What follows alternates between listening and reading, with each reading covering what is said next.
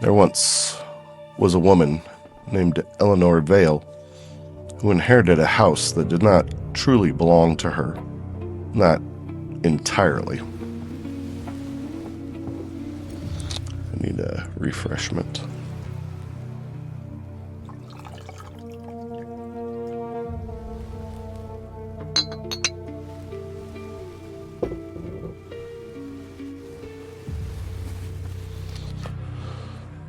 The deed may have carried her name, but the place itself belonged to older things, to the patient walls, to the deliberate dust, and the disciplined quiet that had settled there long before she arrived.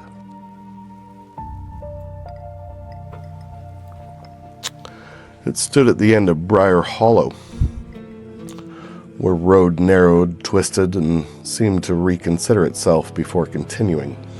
The kind of place where mail arrived reluctantly and wind knocked politely before entering.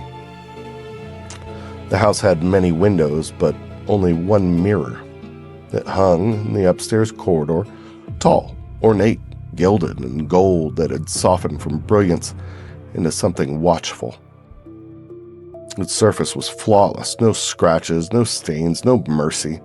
It's a silent, stubborn, staring surface that offered no forgiveness and asked for none in return. On her first night, Eleanor stood before it with a candle trembling in her hand. She expected fatigue in her reflection, perhaps grief, perhaps the fragile fracture of a woman newly alone. What she saw was faithful, almost.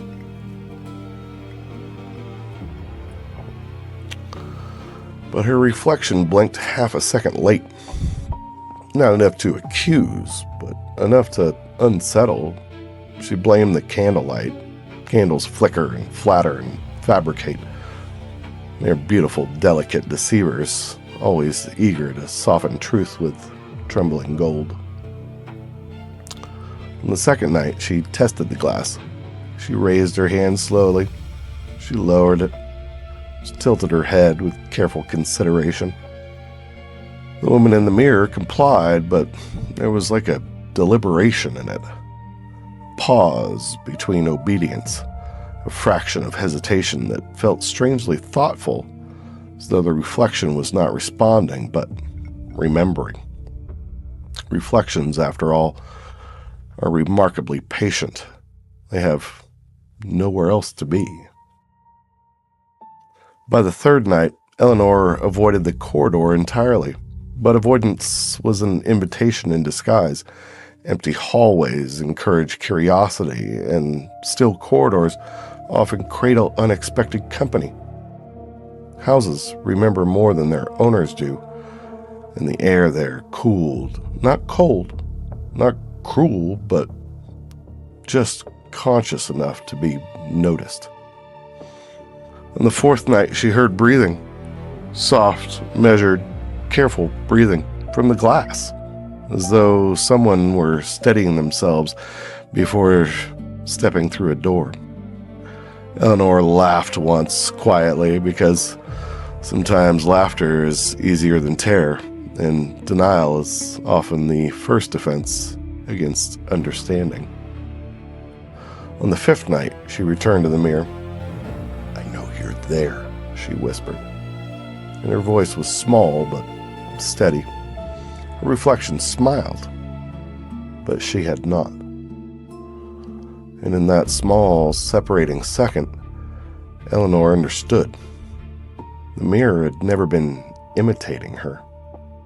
It had been rehearsing her, practicing posture, perfecting pulse, memorizing muscle with perfect precision. On the sixth night, the mirror did not wait.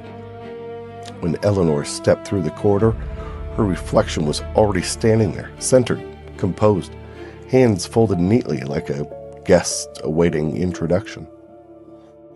Eleanor took one careful step forward. The reflection did not move. She took another step. Stillness. One more, and then the woman in the mirror leaned closer, just slightly.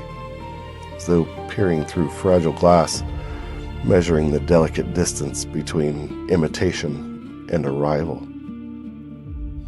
Eleanor lifted her hand, and so did it. Their fingers met, and the surface rippled.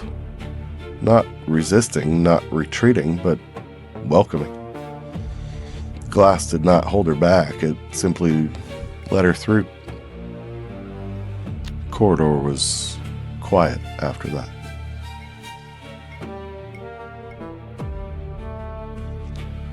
Tradition is such a comforting word.